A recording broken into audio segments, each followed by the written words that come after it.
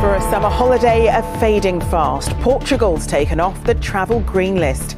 There are now no major holiday destinations on the list, leaving thousands of plans in the air. Travel companies angry and Brits in Portugal scrambling to get back here by Tuesday. Do you know that Portugal is now on the amber list from the UK? When did that change? It will be announced this afternoon. Oh my lord, I've got to quarantine when I get back then. Also tonight, heartbroken and hurting. We hear from the mum of John Reed as a man is charged with the 14-year-old's murder. I sent my son to come and play football and he didn't come home back. What am I supposed to do? The couple's left in limbo and the wedding businesses teetering on the edge of collapse as they call for more clarity. And it's a trip down wedding memory lane for Princess Diana's dress in public for the first time in 25 years.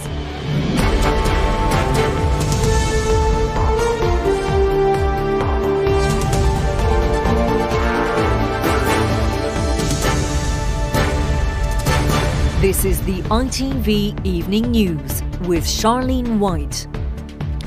Good evening. Hopes of a foreign break this summer have been thrown into chaos after the government announced travellers returning from Portugal will face quarantine from next Tuesday. Travel bosses have described the move as a major blow, but ministers insist it's necessary as fears grow of new variants.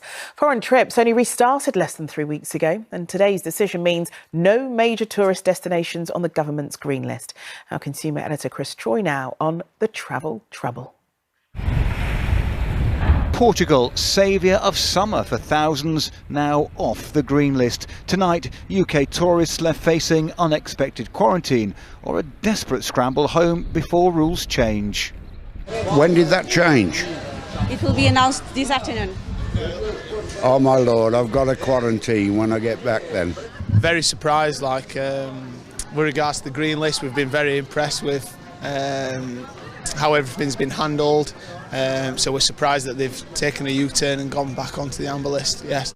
In a big blow to the travel trade, no new destinations were added to the green list, which doesn't require quarantine. But from Tuesday 4 a.m, Portugal goes amber, meaning a 10-day quarantine. And added to the red list, with hotel quarantine needed, 7 countries, including Egypt, Costa Rica and Sri Lanka. But the first thing to do is to protect the unlock domestically and not put that at danger, which potentially a vaccine defeating mutation could do. So it's a safety first measure. City Airport, London today, a departure point for Portugal flights. Here they fear passenger confidence will be dented. Some in the industry fear this sends a signal that no holiday is safe this summer. The traffic light system was supposed to bring clarity, but look what's happened today. And across the travel sector tonight, dire warnings that this is a huge setback. And you can travel to many places here in the UK who would have significantly higher cases of infections than you would see in Portugal. Thousands with bookings now face agonising decisions about whether to go. Lauren Thomas and her family were due to fly tomorrow. Gutted, to be honest. You know, we knew it was always a risk that it might happen. It's just frustrating, and it's obviously not a lot of notice. You know, we've got until 6 o'clock tomorrow basically to unwind everything that we've got booked, and so that we can get all our money back on various things, which is just the hassle that we could do without, really. In Portugal tonight, an economic blow. As the UK government says to defeat emerging COVID mutations, it's taken a difficult step, though now it's thousands of travel customers who once again will face those difficulties. Chris Choi, ITV News. The Greek islands were one of many destinations hoping to be added to the green list. Juliet Bremner is on the island of Corfu for us. Juliet, what's been the reaction to this announcement? Well, they're obviously disappointed, but they're slightly mystified as well. They were surprised that they were on the amber list 3 weeks ago and really confident that they would move on to the green list today because they think they've made enough progress. They point to vaccinations. There's nearly 50% of the population now vaccinated. It's open to all over 18-year-olds. And to infection rates. They're very low, certainly lower than those in the UK. And we've got the feeling as we've been driving round the island that it's sort of on hold, waiting for Britain to change its mind. It's not that there aren't other Europeans. There are, noticeably Germans and French, but the Brits make up such a large proportion of the tourists that come here, between 60 and 70% on the whole island. And in this spot here on the northeast coast, it's up to 90%. So when we asked if they'd open, despite the fact that Brits won't come in substantial numbers, most people said today they would have to, but they know that it's with a heavy heart because they're going to take quite a substantial financial hit. Nevertheless, they say that they don't really have much choice but to do that because they can't put their season on hold forever.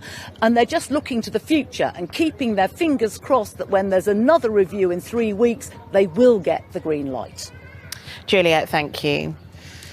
And if you've got questions about today's changes, we put together a Q&A with everything you need to know. Just go to itv.com/holiday news. Well, the government's concern over variants imported from abroad comes as it was confirmed the strain first discovered in India is now dominant in the UK. Almost 5,500 cases have been detected here in the last week. Public Health England have also revealed early evidence suggests the Indian variant may lead to an increased risk of hospital admission. Well, Shihab Khan has joined us in the studio. Shihab, how worried should we be about this? Yeah, some of the data is slightly concerning. As you say, the Delta variant, which originates in India, was called the Indian variant. It's now dominant in the UK. It's been spreading quite rapidly. There was an 80% increase in the number of cases in the last week or so. And as you mentioned, there are concerns that it might lead to a higher rate of hospitalisation, but it is very early evidence at this stage. Now, what the evidence and what the data do show is that the number of hospitalisations because of this variant have gone up. The latest figures show that 94 people were admitted to hospital in England with the Delta variant this week. That's more than doubled from the 43 who were admitted the week before. But you would expect that given that there's been a rise in the number of cases. The important thing to note is that since records began in February, 66% or 2/3 of those who were admitted to hospital with the Delta variant were unvaccinated. Now, the key thing is we need more data before we can draw any final conclusions. But what we do know is that 2 doses of either the Pfizer or the AstraZeneca vaccine is highly effective against severe or hospitalisations from this variant. So there is some good news there.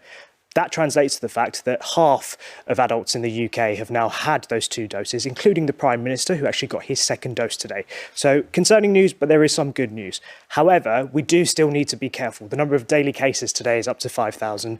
The government keeps saying the same thing. They're looking at the data. We need to be vigilant. We still need to socially distance because ultimately it is variants that could result in that June 21st deadline of easing restrictions not happening. OK, Shihab, thank you. Tesco could face a multi-million-pound bill after losing a legal battle against its own staff. Thousands of mostly female workers on the shop floor argue they've been paid less than their mainly male colleagues who work in the firm's distribution centres for doing work of equal value. Today's victory in the EU's top court could pave the way for 50,000 workers to receive years in back pay, as Martha Fairley explains.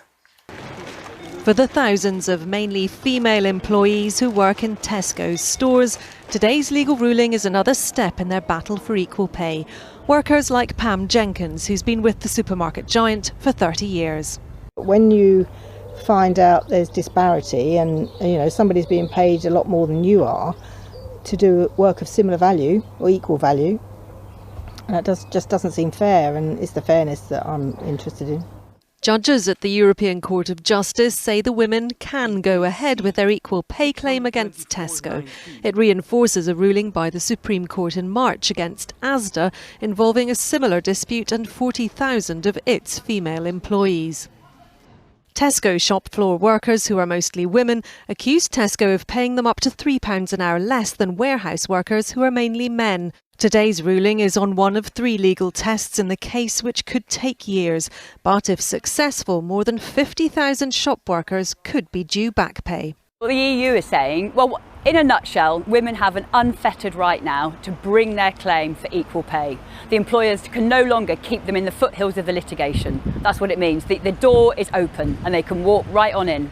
Tesco maintains the jobs in its stores and its distribution centres are not the same. It says the roles require different skills and demands, and that leads to variations in pay. But it says this has absolutely nothing to do with gender. The case will have to go back to a UK employment tribunal before any decision is made on whether workers have been unfairly paid, in a complex legal case that Tesco says is still far from over. Martha Fairley, ITV News. The mother of a teenager stabbed to death in Birmingham has made an emotional tribute to him. 14-year-old John Reid was killed in the King's Standon area of the city on Monday night. Today, a 35-year-old man appeared in court, charged with his murder. Geraint Vincent is in Birmingham for us. Geraint, what did his mother have to say? Well, she spoke really very powerfully, Charlene, about what she remembered of that sunny bank holiday Monday evening just gone when her son was killed here. The cause of John Reid's death was a stab wound to the chest. The tributes which have been left here in his memory speak of a superstar schoolboy who would have gone on to achieve so much. Let's say his mum, Joan, was here this afternoon, and this is what she had to say about the loss that she has suffered. They have killed my son in this gruesome murder. I sent my son to come and play football, and he didn't come home back. What am I supposed to do? My son is a talented young man. Oh my God, my son is so talented and do everything. I miss my son so much. He was a lovely kid. This morning, a 35-year-old man, Michael Shields, appeared before magistrates charged with John's murder. He wasn't asked to enter a plea this morning, but he will appear again at Crown Court here in Birmingham tomorrow morning. Meanwhile, police are still questioning a 38-year-old man and a 14-year-old boy in connection with John's murder as their investigation continues. Geraint, thank you. A 29-year-old man has been charged with the murder of a mother and her son after their bodies were found at their home in the Lincolnshire town of Louth. Daniel Bolton is accused of stabbing to death his ex-partner Bethany Vincent and her 9-year-old son on Monday evening. Bolton has also been charged with wounding with intent to resist arrest after an altercation with an off-duty police officer. He's due to appear before Magistrates' Court on Friday. 6 asylum seekers have won a legal challenge against the government after being housed in what they claimed were inhumane and unsafe conditions at a disused army barracks. The judge at the High Court Justice ruled the Napier Barracks in Kent had inadequate accommodation and found that the Home Office had acted unlawfully. A COVID-19 outbreak at the camp earlier this year affected nearly 200 men. Campaigners are calling for the ex-military camp to be closed. The union representing border staff has told ITV News that workers are being pulled from patrolling the English Channel so that they can help police arrivals from red and amber list countries. They say it's making an already difficult situation worse. Recent days have seen hundreds of migrants intercepted as they attempt the crossing from Europe. Our political correspondent Carl Dinnan reports. This isn't getting better, it's getting worse. These migrants were picked up in the Channel this afternoon. The Home Office says small boat arrivals are at record levels. More than 2,000 people are known to have arrived in the first 4 months of the year. 360 have been picked up in the first 3 days of this week, and they're still coming. We're on tenterhooks the whole time because we've seen drownings, and it's a miracle we haven't seen more. Unless we find a more humanitarian way, a better way of dealing with this, the situation is going to get worse. Home Office staff are working ever longer hours to process the arrivals, and unions say the system is creaking.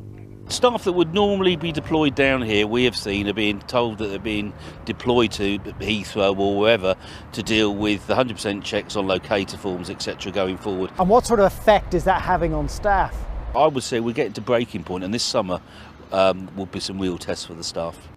A search and rescue operation, including the RNLI, was mounted today after one migrant boat was thought to have got into trouble. In the end, all were accounted for. Despite the good weather, this is still a dangerous crossing. A Home Office spokesperson said 3,500 people have been prevented from making the crossing this year, and new legislation aims to break the business model of the people smuggling gangs. Carl Dinnan, ITV News, Dover. Still to come on the ITV Evening News, the man who designed that dress on how he came up with the look. What is a child's vision of a princess, And we thought, well, that's what we promised her, and she loved it. And welcome back, Jack, the motorcyclist who started circumnavigating the globe before the pandemic even started. But first, couples looking to tie the knot have told ITV News a lack of clarity over how COVID rules would affect their big day is putting them off getting married. Research carried out for us found that almost 90% of couples were unclear what the current rules actually meant was allowed, with more than a third already having postponed their wedding. And that's hitting businesses that rely on the industry. Almost 40% saying they won't survive if restrictions aren't lifted in the next 3 months, as Richard Pello has been hearing. So and I just wanted to let you know that unfortunately we've had to postpone our wedding. 5 times they've now had to send this message, and with so many cancellations, in the end, Natalie and Sam got married with just a dozen guests. By this stage, you'd finally had enough and thought, we just need to get married without celebrations. Yeah, that's always our outcome, is to be married. The main wedding, well, it was meant to be in June last year, then August, October, May, and now the 1st of July. And the pair are still none the wiser. We are looking forward to celebrating with our family and friends on the 1st of July, but at the moment I'm very nervous that that's not going to happen, and it does take the excitement out of it. If you weren't financially invested, would you just think, we just won't bother? Honestly, yeah, I probably would. I think we've probably lost about 12 to 15 weddings. It's been tough for this Cheshire florist too. So when was the last time you used any of this? Our last wedding was in December for a wedding of 15 people. Only by diversifying into winter wreaths did Siobhan's business survive, and without clarity, summer won't be much better. We have to order flowers from abroad, especially in weathers like this. You can't get all the flowers all the time from the UK, so we normally have to do a 3-week order time before then. So if it's a week before, we've already ordered flowers. And at your cost? And at our cost, yeah. This used to be a cowshed. Such English venues, in theory, could welcome unlimited numbers later this month. But the government has told us it's far too soon to make a decision. Parts of Scotland and Wales may allow 100 guests from Monday. Financially, how crippling has the last 15 months been? Well, you just don't survive, really. You just balance from day to day, week to week. You end up getting rid of staff, cutting back on everything you possibly can and running the place yourself. If we were allowed to do a testing facility, or people came with a test, then we could have a wedding for however many people were on a negative COVID test. Something old, something new, something borrowed, something blue. For this industry, something certain is all they want. Richard Pello, ITV News, Cheshire. A 2-year-old boy who was found unresponsive in a lake in Hampshire at the weekend has died in hospital. Emergency services were called to Swanwick Lakes Nature Reserve near Fareham on Sunday to retrieve the boy from the water. The man's been banned from football matches for 3 years in order to pay a £500 fine for racially abusing players at a Manchester derby match. Manchester City supporter Anthony Burke was caught on TV making a monkey gesture at Manchester United footballers in December 2019. And the Queen will meet with US President Joe Biden when he visits the UK later this month for the G7 summit. Buckingham Palace announced the Queen would welcome Mr. Biden and the First Lady at Windsor Castle a week on Sunday.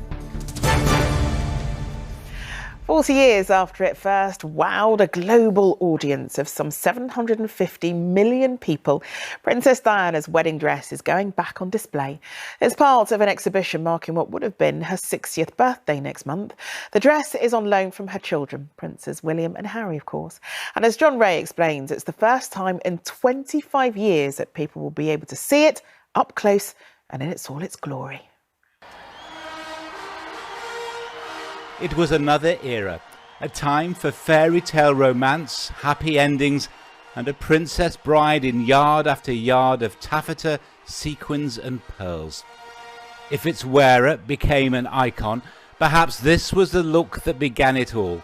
80s lace and puffed out sleeves, power dressing typical of the decade, intended to impress. So they designed this 25-foot long train to make a real visual impact. And before the wedding, they'd gone and they'd measured the width of the nave so that they knew exactly what kind of space they needed to fill. And then we've got this wonderful, quite dramatic 80s silhouette to make sure that she was really visible. For the first time in a quarter of a century, the dress is on display, close enough to try to spot the old, the new, the borrowed and the blue hidden in the fabric, and to read Diana's handwritten thank you note to its designers. For the dress made David and Elizabeth Emmanuel and their tiny London studio famous too. She was going as the Lady Diana Spencer, and she's coming out as Her Royal Highness the Princess of Wales. And then we kept on thinking, you know, what is a child's vision of a princess? That's what we promised her, and she loved it. Hard for those who remember the euphoria of that day to believe Diana would have turned 60 next month. But in that dress, some of the glitz and the glamour is stitched in forever. John Ray, ITV News. Wow, gorgeous. Football, and England's Trent Alexander-Arnold has been ruled out of the Euros with a thigh injury. The Liverpool defender limped off in last night's friendly against Austria. The scans revealed a tear, which means he'll play no part in the tournament that begins next week. And finally, completing a round-the-world trip on a second-hand motorbike was always likely to take perseverance. But for Jack Groves, it would require quite some patience as well. The 23-year-old set off before the pandemic in his bid to become the youngest person to complete the feat. And today, he finally arrived home.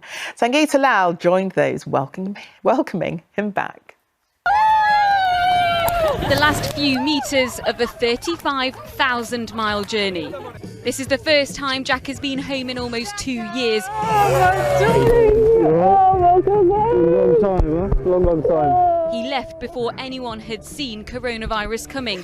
And while travelling the world, he had no idea how much it would change. It's definitely surreal. It's going to take a while for it to all sink in. There are moments when I thought it just wouldn't be possible to finish this. For Jack's mum, Sarah, today has been a long time coming. I can't quite believe it just yet, but I'm glad he's home, safe and sound, definitely. In summer 2019, Jack started his dream of travelling the world. From Europe, he passed through the Balkans, Turkey and Asia, riding in isolation, something he'd have to do for another year.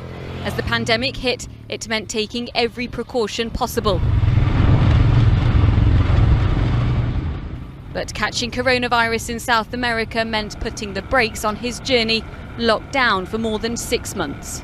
Hello. Today, though, at 23 years old, he's become the youngest person to circumnavigate the world on a motorbike. Now he's home, it's 10 days of quarantine.